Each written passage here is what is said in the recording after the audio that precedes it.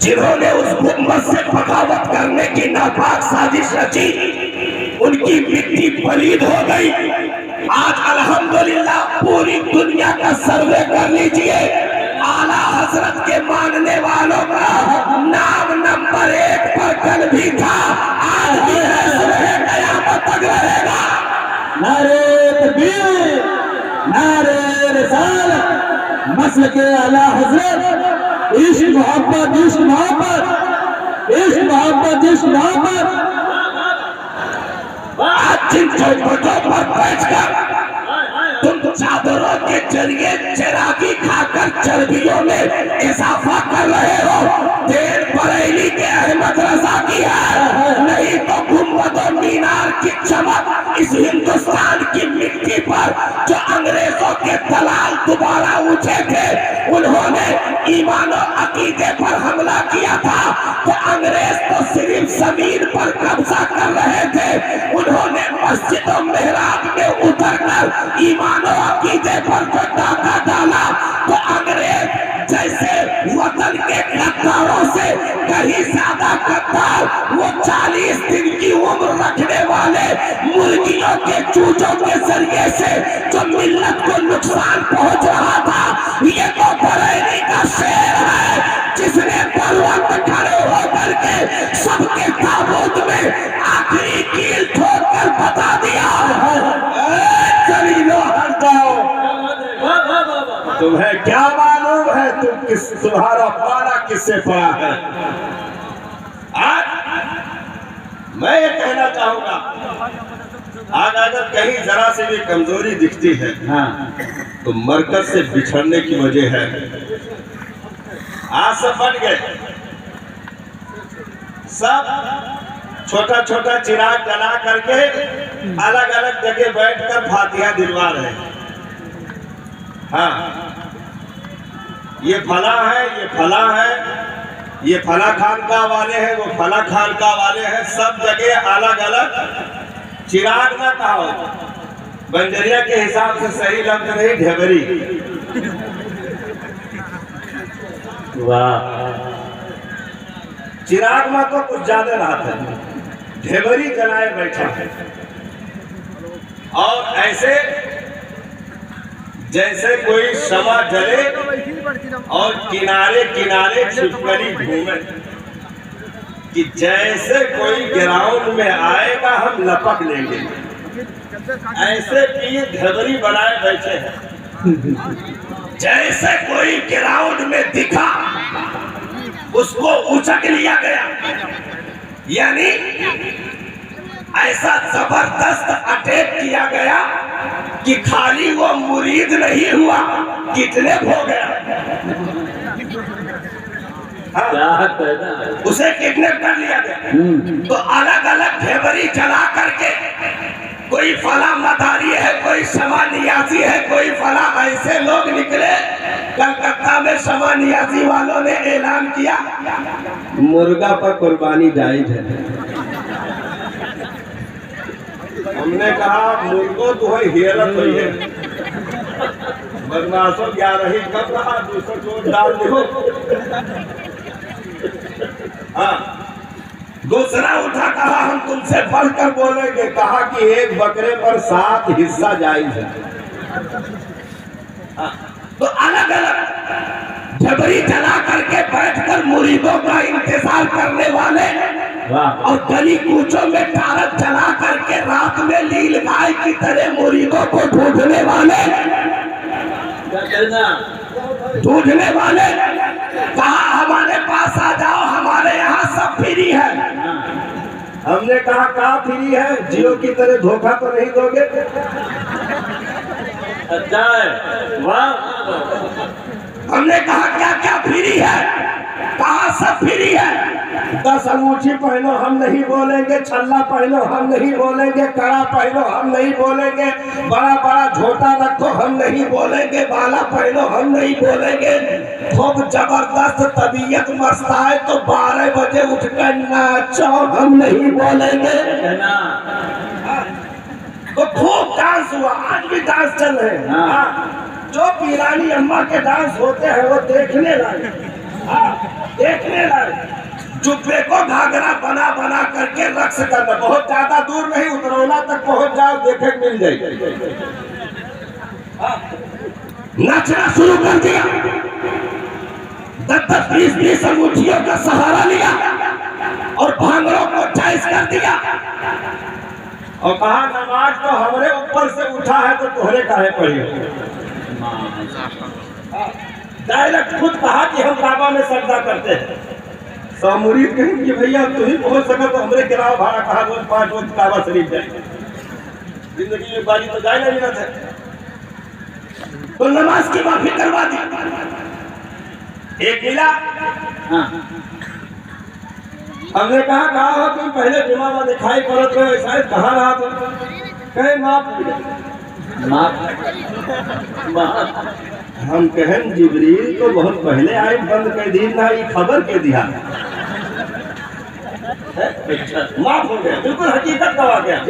तो हमने कहा कहाँ माफ हुआ, सिस्टम बताओ। तो कहा कि हम साबिर पाक के मुरीद हो गए।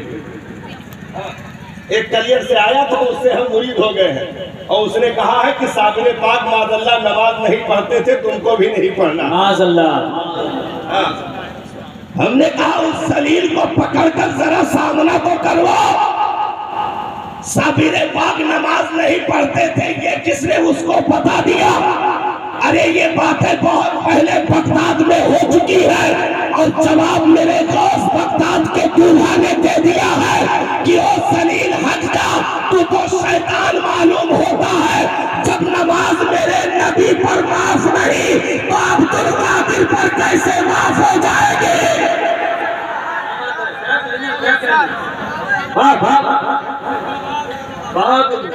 हमने कहा इब्लीस जुब्बा पहन ले, कोई ताज्जुब नहीं। हाँ इब्लीस भाई जुब्बा पहने उनके क्या नाजायज करो, इब्लीस जुब्बा पहन सकता है। खाली जुब्बा नहीं, गौसे पाक के सामने तो खुदा बनकर आया था। हाँ खुदा कहा, अब्दुल कादिर मैं तेरा खुदा बोल रहा हूं। तो सिर्फ जुब्बे का मसला नहीं था, खुदाई का दावा करके सामने पहुंचा हुआ था।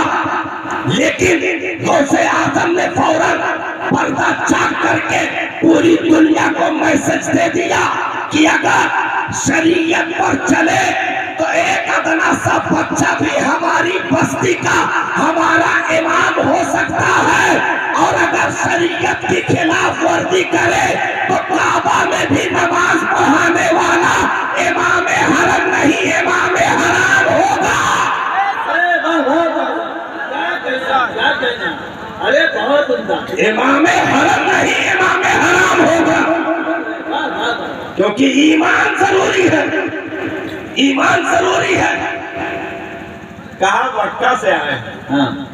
हमने कहा मक्का से तो अबू जहल भी हाथ रखा, फिलिस्तीन पर हाथ रखा। भाई हर मक्का से आने वाला फजीलत रखे, ये जरूरी नहीं है, ये जरूरी नहीं है। जब फजीलतें मिलती हैं तो बिलाल जैसे गुलाम को भी काबे का छत मिल जाता है, और जब जिल्लतें सवार होती है तो मक्के में पैदा होने वाले को भी अबू जहल कर दिया जाता है। इसलिए कभी लंबी दाढ़ियों और टोपियों के चक्कर में ना आना, पहले नाप लेना मेरे नबी का वफादार है कि नहीं। क्या बात है, वाह वाह। याद कायदे मिल्लत का ये 8 रोजे का दौरा था जी। हाँ तकरीबन 8 दिन का दौरा ये कायदे मिल्लत का अपने क्षेत्र का था। बहराइच सरावस्ती से लेकर के अपने गोंडा बलरामपुर मिला करके 7वां दौरा चल रहा है। कल इंशाअल्लाह 8वां दौरा उतरौला की सरजमीन पर। ये ऐसे साल में अलग अलग इलाकों का इंतखाब होता है जी। मैंने कहा सरकार ये अलग अलग दौरा क्यों? कहा वो 40 दिन चले, असद रजा एक दिन खाली चला जाए तो सबका वुजू टूट जाएगा। वाह वाह। असद रजा एक दिन चला जाए तो सबका वुजू टूट जाएगा। क्यों? आज अभी आप देखेंगे अपने माथे की निगाहों से इंशाअल्लाह मिंबर पे बैठेंगे, कुछ देर के लिए देखकर आंखें बंद कर लीजिए। ऐसा नहीं लगता कि असद रजा लगता खुद ताजुश्शरिया बैठे हैं। वाह वाह और सुभान अल्लाह वाह वाह। लगता खुद ताजुश्शरिया तशरीफ फरमा है। चेहरे की रौनकों में मुफ्ती आजम का जलाल भी है, आला हजरत के फैज का कमाल भी है, हुज्जतुल इस्लाम के औसाफ भी है। ताजुश्शरिया के चेहरे पर मुस्कुराहटों की झलकियां भी मौजूद है। अपने वजूद में इतनी बरकतों को समेट करके जो कायदे मिल्लत इस वक्त पूरी दुनिया का दौरा कर रहे हैं, वो ये बताना चाहते हैं ढेबरी जलाने वालों के चराग गुल हो गए। अब ऐसा हाइलोजन आ गया है बरेली का कि ढेबरी की रोशनी काम नहीं करेगी। परचम रहेगा तो आला हजरत का, नारा लगेगा तो आला हजरत का, इलाका होगा तो आला हजरत का। नारे तकबीर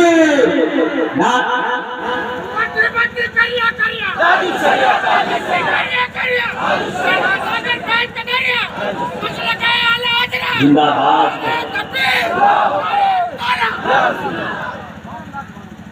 ये ढेबरी का सिलसिला आज से थोड़ा चल रहा है, बहुत पहले से चल रहा है। ऐसी ढेबरी भी हिंदुस्तान में जली है जिसमें तेल अंग्रेजों के खजाने से पड़ रहे थे। ऐसी ढेबरी भी जलाई गई है जिसमें अंग्रेजों के खजाने से तेल डाले जा रहे थे। किताबें तक लिख दी गई, अंग्रेजों के खजाने से पैसे लेकर के उन्हें छपवाया भी गया और इसी हिंदुस्तान में मुफ्त तकसीम भी करवाया गया, बंटवाया गया। उन किताबों के जरिए कौम के कुलूबो अज़हान में जहर घोलने की नापाक साजिशें रची गई। ये उलमाए कराम है, वहां से चले हैं यहाँ तक जीना चढ़ के अभी स्टेज पे आए हैं। समझ गए? अब ज्यादा गौर फिक्र न करो। हाँ भाई, हम तफसील बता दिए हैं। अजीब हाल है, एक जगह तकरीर कर रहे थे, जहाल ही का तो मामला है। तकरीर चल रही है दोनों पर, अचानक ट्रक निकला, सब लोग मुड़कर देखने लगे। हमने कहा ये ट्रक है, नीचे तकरीबन 14 से 18 चक्के लगे होंगे, आगे ड्राइवर बैठा है, उसके बगल में कलिंजर है, और ये जो ढांचा झूमता हुआ जा रहा है, कभी गन्ना, कभी बॉक्स, कभी मारुति, इसी को ट्रक कहते हैं। हमने कहा फजीलत सुन लिए, अब ट्रक की तरफ ना देखिएगा। तो जीना बचाहे जे उतरे चढ़े, तोहरन का ना देखे। हाँ, उधर वाले इधर का हो रहा है। हम कहीं थे, हम 10 बाजी कहें, हमें देखो, मैं यको बाजी नहीं कहीं, वो नहीं देखो तो हमें नहीं देखो। भाई हम 10 बाजी कह रहे, हमको देखो, वो एक बार भी नहीं कहे, हम उनको सब देख रहे हैं। भाई देखिए, ऐसी कोई अगर अचानक खबर आती है यहाँ से कोई ऐसी चीज कि आबे जमजम बटने वाला है, तो हम सबसे पहले आपको बताएंगे जी। बस बैठे रहिए। बहुत अच्छा। जलसे की ये खूबसूरती आज जो नजर आ रही है, इंशाअल्लाह बहुत जल्द अभी मकबूलियत में तब्दील होने वाली है। बहुत जल्द इंशाअल्लाह मकबूलियत में तब्दील होने वाली है। मैं तकरीर शुरू करना चाह रहा हूँ, लेकिन बीच में गड़बड़ हो जाता है कहीं कहीं। अभी हम शुरू नहीं कर पाए हैं। तकरीर शुरू होने वाली है, इंशाअल्लाह 1.5-2 घंटे में शुरू हो जाएगी। नहीं, हम शुरू करने की पूरी कोशिश कर रहे हैं। अब आपकी कामयाबी है जहां शुरू हो जाए। एहसान आला हजरत के खानदान का, बेशक, सुभान अल्लाह। आज से नहीं, अंग्रेजों के दौर से चला आ रहा है। जब कबीले बरहेज से इस मुकद्दस कबीले ने हिजरत करके हिंदुस्तान की सरजमीन पर कदम रखा था, और वहां से लेकर के चलते हुए रोहेलखंड बरेली की सरजमीन पर बुदोबाश अख्तियार किया। फिर वहां से अल्लामा नकी अली खां की मुकद्दस जात तक उस खानदान में शराफत, निदामत, इल्म की दौलत, यहाँ तक की विलायत तक मौजूद रही। वक्त के बड़े बड़े मुहद्दिसीन जहाँ फैज हासिल करते, वो दरसगाह अल्लामा नकी अली खां की। आला हजरत सरकार खुद फरमाते हैं कि मैंने कुछ इब्तिदाई चीजों में और लोगों से इक्तिसाब किया, बाकी सब मैंने अपने वालिदे गिरामी अल्लामा नकी अली खां से हासिल किया है। सुभान अल्लाह। जहां फैज के दरिया बहाए जाते, उस अजीम हस्ती ने जब मुताला किया, देखिए आला हजरत किसी मजार पर चिरागी जलाने वाले का न चिरागी लेने वाले का नाम नहीं है, मजार पर मोमबत्ती सुलगाने वाले का नाम नहीं है। आला हजरत अपने वक्त के वो रईस आजम आलिम थे, उस दौर में भी डोली में सफर करते थे। वाह। लेकिन दर्द कौम का, दर्द मिल्लत का, दर्द मुस्तफा जाने रहमत की उम्मत का, ऐसा दर्द साहब जिन्होंने अपने बचपन की तारीख से लेकर के अपनी मुकम्मल जिंदगी के आखिरी सांस तक अगर 24 घंटे किसी के लिए सोचा है तो ऐसी फिक्र किसी और के पास नहीं। वो आला हजरत की फिक्र है जो 24 घंटे सिर्फ उम्मत के लिए सोचा है, मुस्तफा जाने रहमत की उम्मत की कामयाबी के लिए सोचा है। और सिर्फ यही नहीं कि खाली सोचा है, बल्कि अपने दस्तरखान पर लुकमा चुनने वाले उन मुकद्दस हस्तियों को फैज का वो चश्मा अता कर दिया कि निकलने वालों में सिर्फ तालिबे इल्म नहीं साहब, ऐसे ऐसे मनाजिर निकल रहे थे, चाहे वो अल्लामा हशमत अली खान लखनवी की मुकद्दस बात हो, चाहे अल्लामा अमजद अली सदरुश्शरीया की मुकद्दस बात हो, चाहे हजरत सैयद नईमुद्दीन मुरादाबादी की मुकद्दस साथ हो, चाहे अल्लामा मुस्तफा रजा खां की मुकद्दस साथ हो, चाहे अल्लामा हामिद रजा खां की मुकद्दस साथ हो, ऐसे दस्तरखान पर लुकमे चुनने वालों की मुकद्दस जमातें, चाहे जो है हजरत अब्दुल अलीम मेरठी सिद्दीकी की मुकद्दस साथ हो, ऐसी हस्तियां जो आला हजरत के कछार के वो शेरे नर थे कि कहीं पर भी अगर बातिल चैलेंज करता था तो आला हजरत उन्हीं शेरों में से एक शेर को हुक्म करते कि जाकर के देख लो मामला क्या है। वो सिर्फ मजमे में कदम रखते और ये बताया जाता ये जो मौलवी तो बल्ली टोपी लगा कर आ रहा है ये तनहा नहीं, इमाम अहमद रजा ने इसे भेजा है। तो फौरन मनाजिरे का मैदान सर कर लिया जाता, बातिल के लोग खड़े हो जाते, लरसा पर अंजाम दे होते, और जब मनाजिरे के लिए कहीं सकत भी कुछ बाकी रही तो दलाइलो बराहीन के वो अंबार आला हजरत के उन खुलफा और शागिर्दों ने लगा दिया कि धंधा शिकन जवाब दे करके फौरन उसी मिंबर से ऐलान किया गया, बरेली अकीदे के लोगों को फतेह की बशारत दी जाती है। सुभान अल्लाह, सुभान अल्लाह। क्या करना? आज ये बहकाने की कोशिश की जाती है और कहा जाता है भाई हिदायत के लिए कुरान काफी है। तुमने इन लोगों का नारा क्यों लगाना शुरू कर दिया? मैंने कहा ओ जरीलो, तुम्हें क्या मालूम है? क्या कहना, क्या कहना? हमने कहा तुम्हें क्या मालूम है? तुम नहीं जानते हो निस्बतों से चीजें मुमताज होती हैं।